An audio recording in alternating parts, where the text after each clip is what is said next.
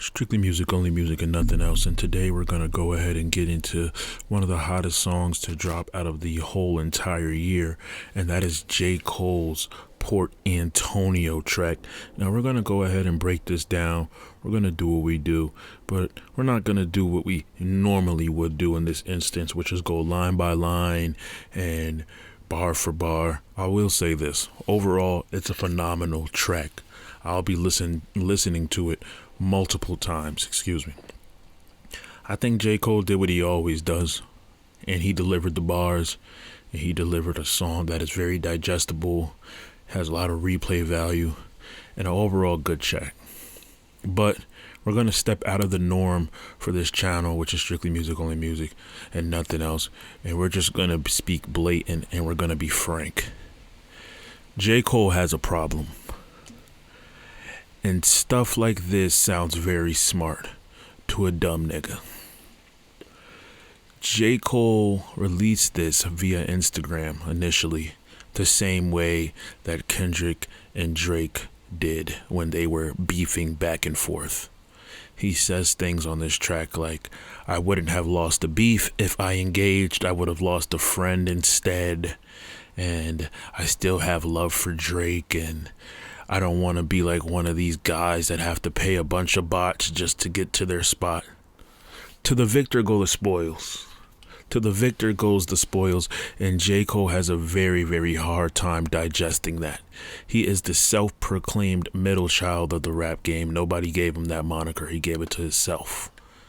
He also goes at false prophets, quote unquote, people that are bigging themselves up in a prophetic way. He likes to say, hey, you're not that. The problem with J. Cole is he's reaching a ceiling. And that ceiling has nothing to do with lyricism. That ceiling has nothing to do with his body of work.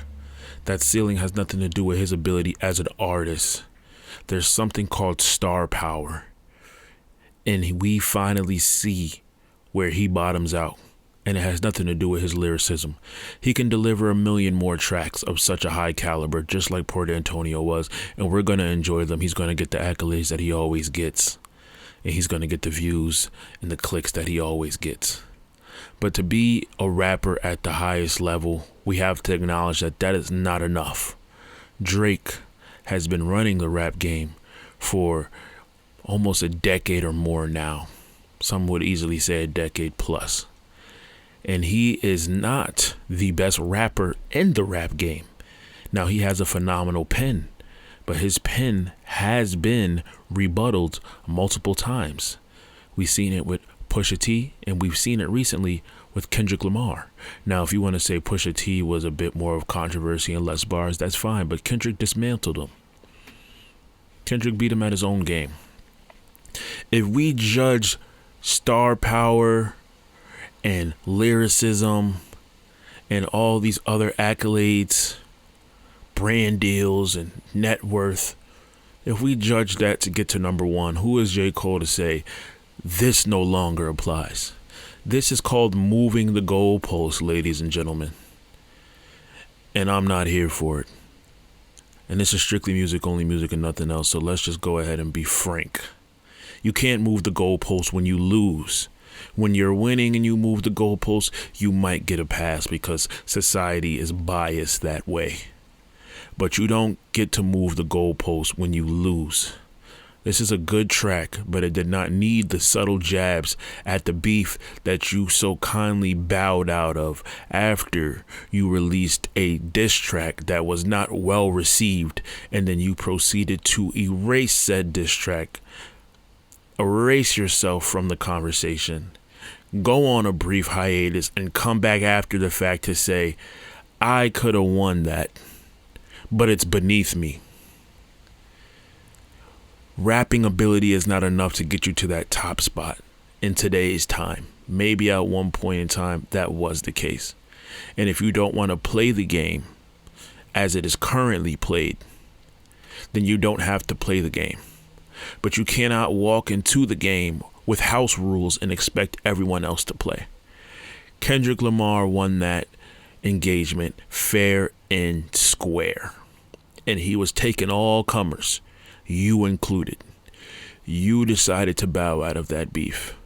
No one wants to hear your reasonings why.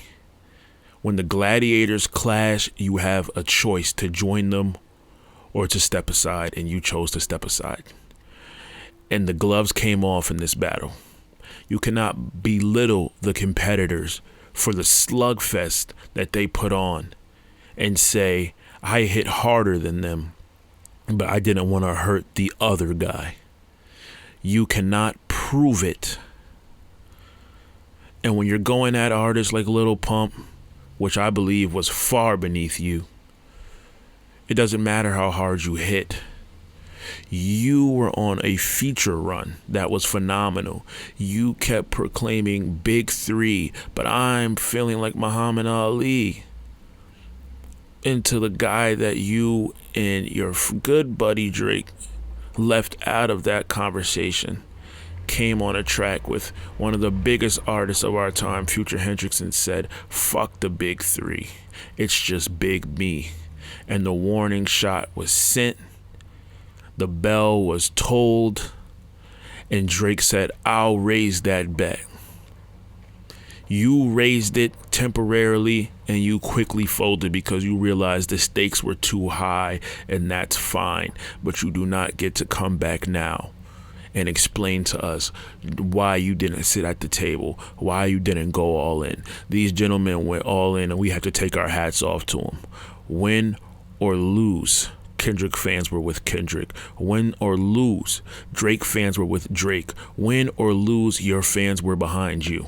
You didn't even play the game long enough for us to decide whether you would win or lose. And the diss track that you put out in regards to the situation was debatably one of the weakest tracks in this whole lineage of the beef.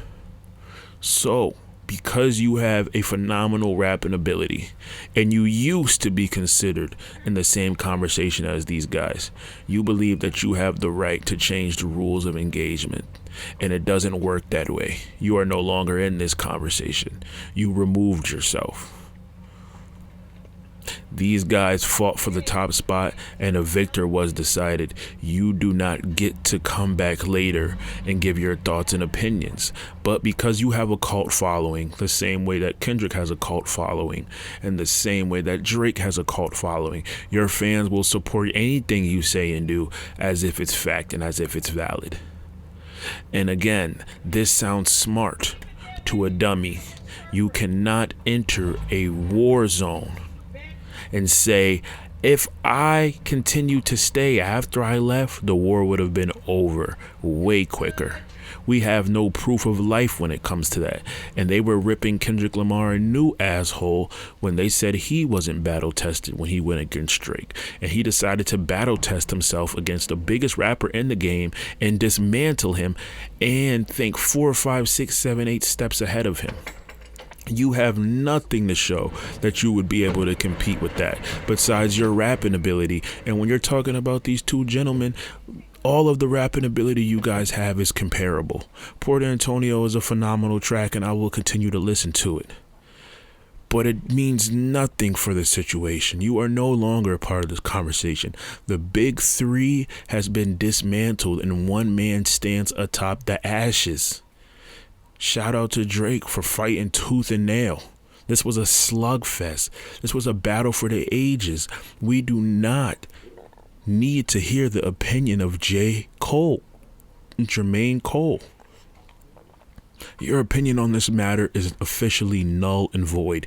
Continue to rap at the highest level, and you will continue to get the accolades that you have always gotten. But that's not enough.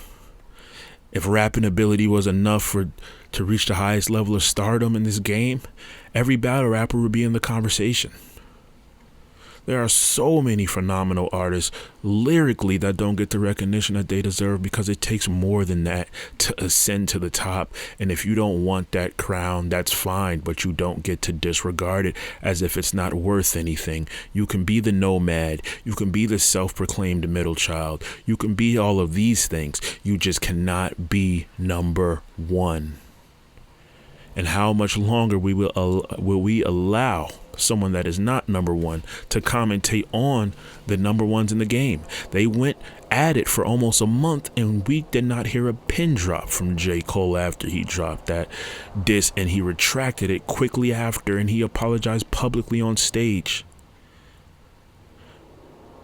Rap is a competitive sport, and anyone that does not want to compete, you cannot say that you will beat the people that are competing because you were invited. You put your hat in the ring and you were quickly disregarded.